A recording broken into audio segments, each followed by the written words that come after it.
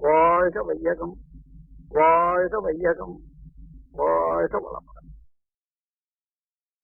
நாம் அமர்ந்துள்ள இடத்தை சுற்றிலும் நல்ல தெய்வீக ஆற்றலே நிறந்தின. நாம் அமர்ந்துள்ள இடத்தை சுற்றிலும் நல்ல தெய்வீக ஆற்றலே நிறந்தின. நாம் அமர்ந்துள்ள இடத்தை சுற்றிலும் நல்ல தெய்வீக ஆற்றலே நிறந்தின. அருட்பேராற்றல் உடலிலே உயிரிலே அலை அலையாக பாய்வதை உணர்கிறோம். அருட்பேராற்றல் உடலிலே உயிரிலே அலை அலையாக பாய்வதை உணர்கிறோம். அருட்பேராற்றல் உடலிலே உயிரிலே அலை அலையாக பாய்வதை உணர்கிறோம். அன்னைக்கு வணக்கம், தந்தைக்கு வணக்கம், ஆசானுக்கு வணக்கம்.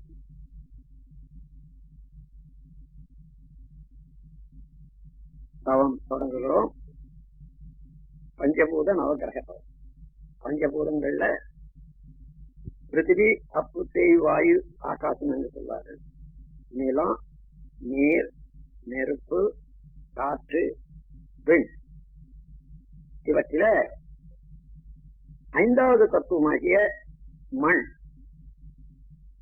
நிலம், அதையே நாம் இப்போது தவத்துக்கு எடுத்துக்கொள்வோம்.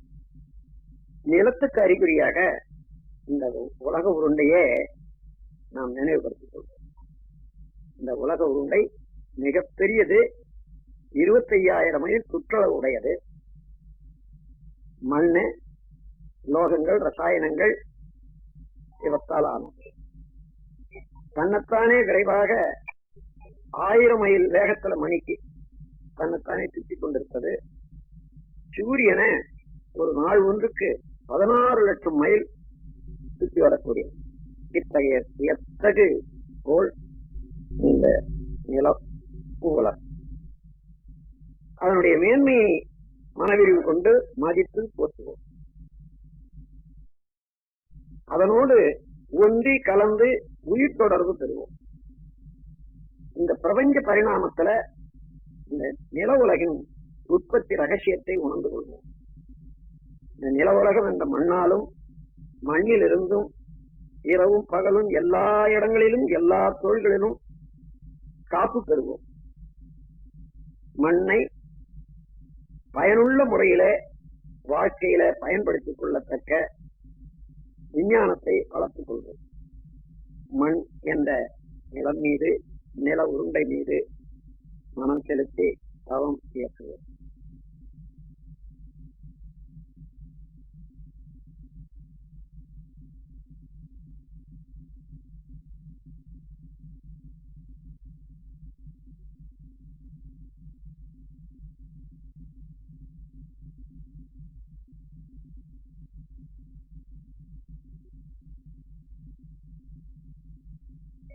பிரபஞ்ச பரிணாமத்துல 4வது தத்துவமாகிய நீரின் மேல் தவம் தொடங்குகிறோம்.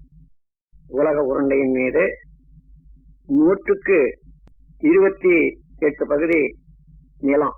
அந்த நிலத்தில பெரும் பகுதி நீரால் சூழப்பட்டிருக்கிறது. நீரின் இருப்பை மேகங்கள்ல, தாவரங்கள்ல, உயிரினங்கள்ல நாம் உணர முடிகிறது.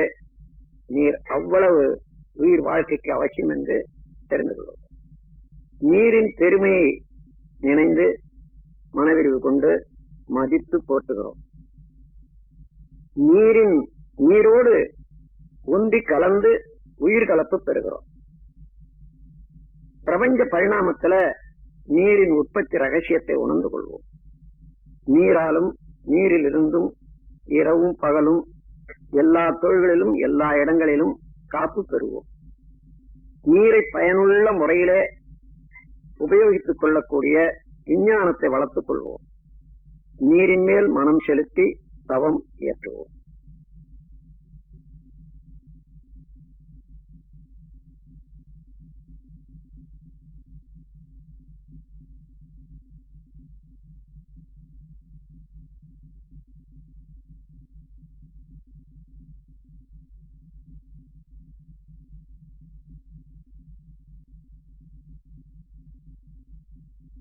மூன்றாவது தத்துவமாகிய நெருப்பின் மீது தவம் தொடங்குகிறோம். பூமி பிறந்து கொண்டே இருக்கிறது. நடுமையத்திலே கனத்த அணுக்கள் எல்லாம் நெருக்கமாக கூடிக்கொண்டே இருக்கின்றன. அதனுடைய நெருக்கம் அணுச்சிதவு ஏற்பட்டு எப்பொழுதுமே ஒரு பெரிய நெருப்பு பூமியின் நடுமையத்துல ஏற்பட்டு கொண்டே இருக்கிறது. அதனுடைய கனல் மேல் பகுதி வரையில வந்து உயிர்கள் வாழ்வதற்கு உதவியாக இருக்கின்றது. மனவிரிவு கொண்டு நெருப்பின் பெருமையை மதித்து போற்றி மகிழ்கிறோம். நெருப்போடு ஒன்றி கலந்து உயிர் கலப்பு பெறுகிறோம். இந்த பிரபஞ்ச பரிணாமத்துல நெருப்பின் உற்பத்தி ரகசியத்தை உணர்ந்து கொள்வோம். நெருப்பாலும் நெருப்பிலிருந்தும் இரவும் பகலும் எல்லா நேரத்திலும் எல்லா இடங்களிலும் எல்லா தொழில்களிலும் நாம் காப்பு பெறுவோம். நெருப்பை பயனுள்ள முறையிலே உபயோகித்துக் கொள்ளக்கூடிய கலையை வளர்த்துக் கொள்வோம். நெருப்பின் மீது மனம் செலுத்தி தவம் இயற்றுகிறோம்.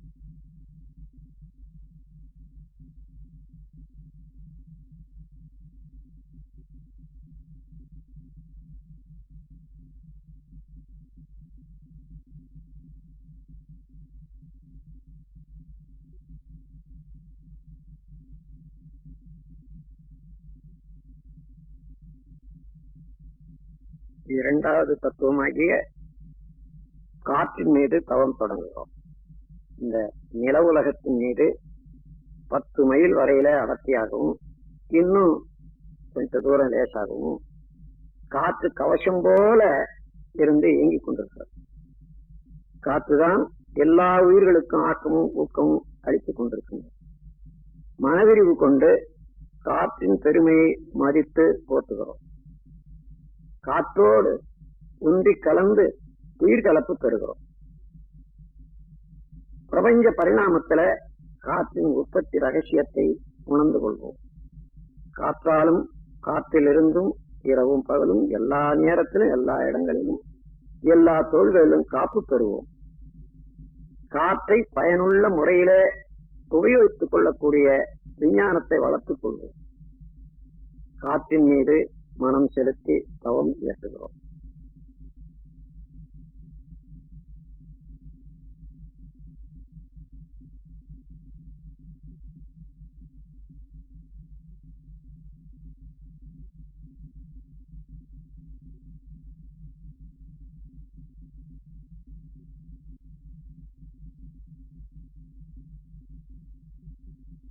முதல் தத்துவமாகிய விண்ணின் மீது தவம் தொடங்குகிறது. இந்த பிரபஞ்ச தோற்றங்களுக்கெல்லாம் காரணமான நுண்ணிய இயக்க மூலக்கூறாகிய இந்த விண், இந்த உயிராற்றல் நமது உடலிலே உயிராற்றலாக இருப்பதே பிரபஞ்சம் முழுவதிலும் இந்த விண்ணின் சேர்க்கைதான் மற்ற 4 பூதங்களும். விண்ணின் பெருமையை உணர்ந்து மதித்து போற்றுகிறோம். விண்ணோடு ஒன்றி கலந்து உயிர்கலப்பு பெறுகிறோம். பிரபஞ்ச பரிணாமத்துல விண்ணின் உற்பத்தி ரகசியத்தை உணர்ந்து கொள்வோம். விண்ணென்ற ஆகாச ஆற்றலாலும் அதிலிருந்தும் இரவும் பகலும் எல்லா நேரத்திலும் எல்லா இடங்களிலும் காப்பு பெறுவோம். விண்ணை பயனுள்ள முறையிலே உபயோகித்துக் கொள்ளக்கூடிய ஆற்றலை வளர்த்துக் கொள்வோம். விண்ணின் மீது மனம் செலுத்தி தவம் இயற்றுகிறோம். பிரபஞ்சம் முழுவதிலும் இருக்கக்கூடிய விண்கலத்தை சக்தி களத்தை நோக்கி இந்த தவம் இயற்ற வேண்டும்.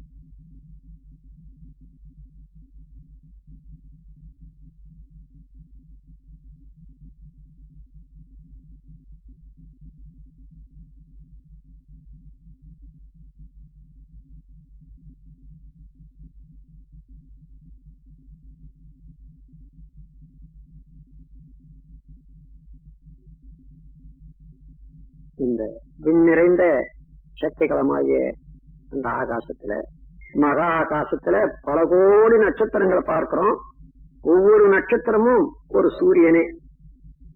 அவற்றிலே ஒரு சூரியன் தான் இப்பொழுது நம் உலகம் சுற்றி கொண்டிருக்கக்கூடிய சூரியன். அதை சேர்ந்த கிரகங்கள் எல்லாம் சூரிய குடும்பம் என்று சொல்லுகிறோம். சூரிய குடும்பத்தை சேர்ந்த எல்லா கோள்களும் நமது உடலுக்கும் மனதுக்கும் நேரடியாக நெருங்கிய தொடர்புடையவை. இப்பொழுது இந்த 9 கோள்கள் மீது மனம் செலுத்தி தவம் இயக்குகிறோம். முதல்ல சூரியனை நமது தவத்துக்காக நினைத்துக் கொள்கிறோம். சூரியன் ஒரு பெரிய நெருப்பு கோளம். அது பூமியை விட 19 லட்சம் மடங்கு பெரிது என்று கணக்கெடுத்திருக்கின்றார். ஆரஞ்சு நிறமான கதிர்களை வீசிக்கொண்டு 25 நாட்களுக்கு ஒரு சுற்று தன்னைத்தானே முடித்துக் கொண்டு இயங்குவது சூரியன். சூரியனுடைய காந்தாலை கதிர்கள் வாழ்க்கையிலே வெற்றி, அறிவு மேன்மை, கல்வி மேன்மை, வாழ்க்கை வளங்கள் அனைத்தும் அளிக்க வல்லது. சூரியனுடைய காந்தாலை கதிர்களை நாம் ஏற்று நம்மோடு ஒன்றுபடுத்திக் கொள்ளுகிறோம்.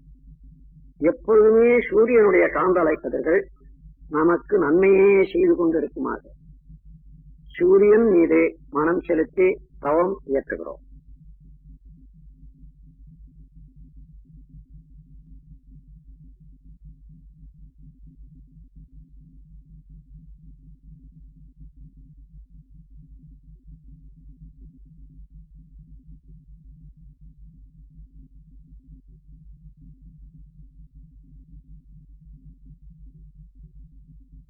இப்பொழுது புதன் என்ற கோள் மீது தவம் தொடங்குகிறோம். சூரியனுக்கு அப்பால் 3 கோடி மைல் தொலைவில் இருந்து கொண்டு சூரியனை வலம் வந்து கொண்டிருப்பது புதன். பசுநிறமான கதிர்களை வீசிக்கொண்டு 88 நாட்களுக்கு ஒரு சுற்று முடித்துக் கொண்டிருப்பது புதன். புதனுடைய காந்தாலை கதிர்கள் அறிவு மேன்மை, வாழ்க்கை வளங்கள் அனைத்தும் அளிக்க வல்லது. புதனுடைய காந்தாலை கதிர்களை நாம் ஏற்று நம்மோடு ஒன்றுபடுத்திக் கொள்ளுகிறோம். எப்பொழுதுமே புதனுடைய காந்தாலை கதிர்கள் நமக்கு நன்மையே செய்து கொண்டிருக்குமாறு புதன் என்ற கோள் மீது மனம் செலுத்தி தவம் ஏற்றுகிறோம்.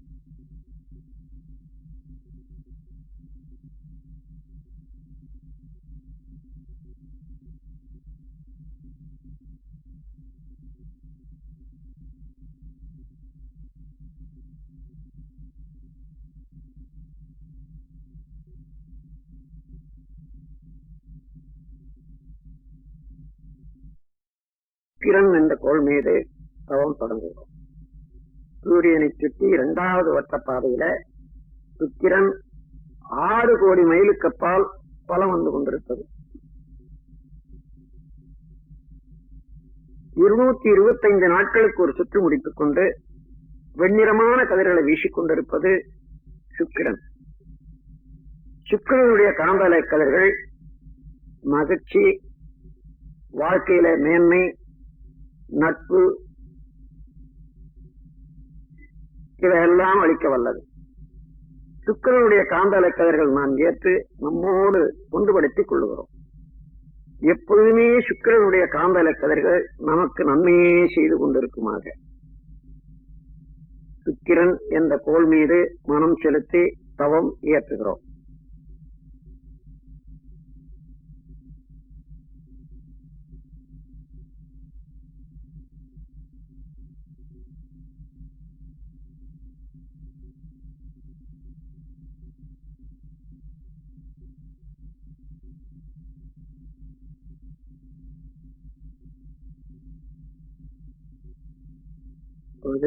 சந்திரன் என்ற கோள் மீது தவம் தொடங்குகிறோம். சூரியனில் இருந்து 3வது வட்டத்தில வட்ட பாதையில சுழன்று கொண்டிருப்பது, வலம் வந்து கொண்டிருப்பது நில உலகம். 9 கோடி மைலுக்கு அப்பால் அந்த நில உலகத்தை வலம் வந்து கொண்டிருப்பது சந்திரன். 2,30,030 மைலுக்கு அப்பால் 29 நாட்களுக்கு ஒரு சுற்று முடித்துக் கொண்டு வெண்ணிறமான கதிர்களை வீசிக் கொண்டிருப்பது சந்திரன். சந்திரனுடைய காந்தாலை கதிர்கள் நமது இரத்த ஓட்டத்திலே சீர்மை அமைப்பது, அறிவிலே மேன்மை தருவது, வாழ்க்கையில் பலம் தருவது. நாம் எப்பொழுதுமே சந்திரனுடைய காந்தலை கதிர்கள் நமக்கு இந்த நன்மைகளை எல்லாம் செய்து கொண்டே இருக்குமா. சந்திரன் மீது மனம் செலுத்தி தவம் இயற்றுகிறோம்.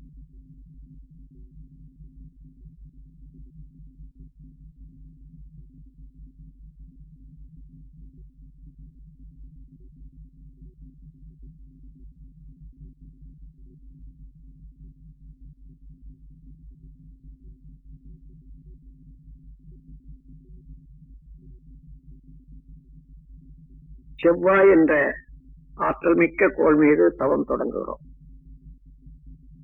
இது 4வது வட்ட பாதையில சூரியனை சுற்றி கொண்டிருப்பது 14 கோடி மைலுக்கு அப்பால் இருந்து கொண்டு 18 மாதங்களுக்கு ஒரு சுற்று முடித்துக் கொண்டு செந்நிறமான கதிர்களை வீசிக் கொண்டிருப்பது செவ்வாய். செவ்வாயினுடைய காந்தாலை கதிர்கள் அச்சமின்மை, விஞ்ஞான அறிவு, மெய்யறிவு, வாழ்க்கை வளங்கள் அனைத்தும் அளிக்க வல்லது. செவ்வாயினுடைய காந்தலை கதிர்களை நாம் ஏற்று நம்மோடு ஒன்றுபடுத்திக் கொள்ளுகிறோம். எப்பொழுதுமே செவ்வாயினுடைய காந்தலை கதிர்கள் நமக்கு நலமே செய்து கொண்டிருக்குமாறு செவ்வாய் என்ற கோள் மீது மனம் செலுத்தி தவம் இயற்றுகிறோம்.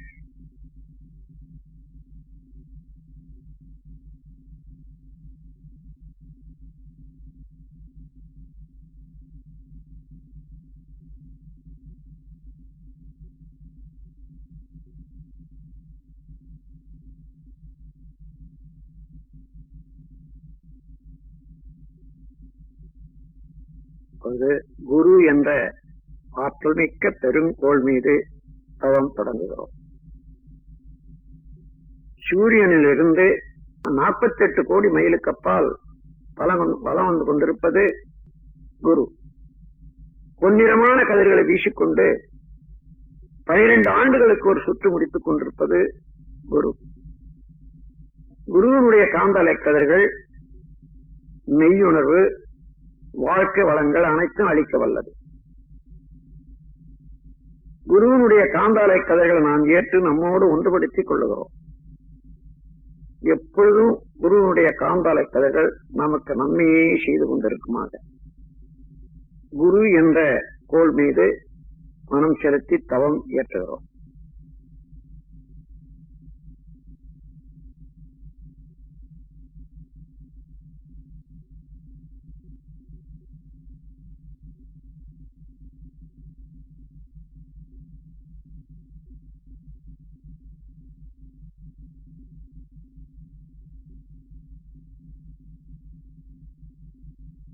சனி என்ற ஆற்றல்மிக்க கோள் மீது தவம் தொடங்குகிறோம். சூரியனிலிருந்து 6வது வட்டப்பாதையில 88 கோடி மைலுக்கு அப்பால் பலம் வந்து கொண்டிருப்பது சனி. சனியினுடைய காந்தலை கதிர்கள் சாம்பல் நிறமானவர். 30 ஆண்டுகளுக்கு ஒரு சுற்று முடித்துக் கொண்டு சாம்பல் நிறமான கதிர்களை வீசிக்கொண்டிருப்பது சனி. சனியினுடைய காந்தலை கதிர்கள் ஆயுள் நீளம், பொருள் வளம், மனவளம் அனைத்தையும் அளிக்க வல்லது. சனியினுடைய காந்தலை கதிர்கள் நாம் ஏற்று நம்மோடு ஒன்றுபடுத்திக் கொள்ளுகிறோம். எப்பொழுதுமே சனியினுடைய காந்தலை கதிர்கள் நமக்கு நன்மையே செய்து கொண்டிருக்குமாறு சனி என்ற கோள் மீது மனம் செலுத்தி தவம் இயற்றுகிறோம்.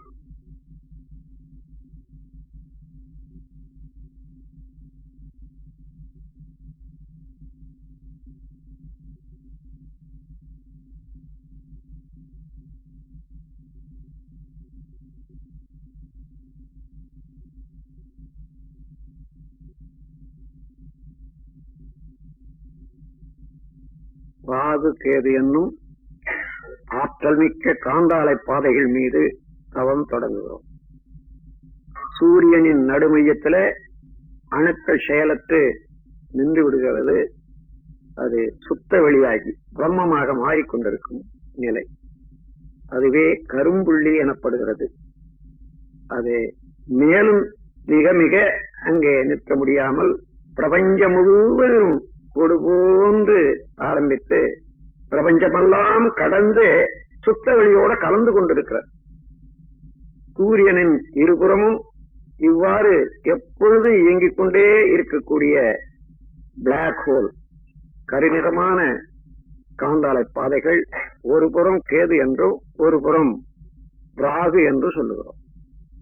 ராகு கேது இரண்டுமே கருநிறமான அலைகளை வீசிக்கொண்டு இருப்பவை. ராகு கேது காந்தாலைகள் மெய்விளக்கம், வாழ்க்கை வளங்கள், உடல் நலம் அனைத்தும் அளிக்க வல்லவை. ராகு கேது காந்தாலைகளில் இருந்து நாம் ஆற்றலை பெற்று ஒன்றுபடுத்திக் கொள்ளுகிறோம்.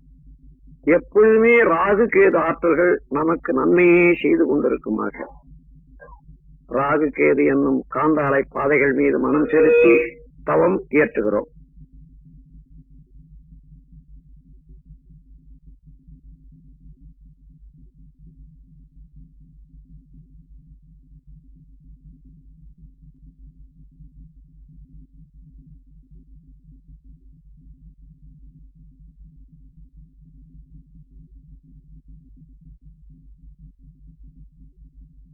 இந்த பேரியக்க மண்டலத்திலே இந்த சூரிய குடும்பத்தை போன்று கோடான கோடி சூரிய குடும்பங்களை பார்க்கிறோம். அவைகளெல்லாம் நட்சத்திரம் என்று வழங்குகிறோம். அப்படி எல்லா நட்சத்திர கூட்டங்களையும் 12 வீடுகளாக பிரித்து இருக்கின்றார்கள். மேஷம், ரிஷபம், மிதுனம், கடகம், சிம்மம், கன்னி, துலாம், விருச்சிகம், தனுசு, மகரம், கும்பம், மீனம் என்று எல்லா நட்சத்திர தொகுதிகளில் இருந்தும் நமக்கு எப்பொழுதுமே ஆற்றல்கள் வந்து கொண்டே இருக்கின்றன. எல்லா வீட்டினுடைய எல்லா தொகுதியினுடைய ஆற்றல்களும் நமக்கு நலமே செய்து கொண்டிருக்குமாக இந்த 12 வீடுகளாக உள்ள இந்த பிரபஞ்சத்தை தாண்டி அப்பால் செல்லுகிறோம். சுத்த வெளி மெய்ப்பொருள், அந்த அதே மெய்ப்பொருள் இந்த பேரியக்க மண்டலம் முழுவதையும் அணுக்களுக்கு இடையேயும் அணுக்களுக்கு மத்தியிலேயும் இருப்பதை உணர்கிறோம். பொருள் நமக்குள்ளாக அறிவாக விளங்கிக் கொண்டிருப்பதை உணர்கிறோம். நமக்குள்ளாக அந்த மெய்ப்பொருள் என்ற சுத்த வெளியில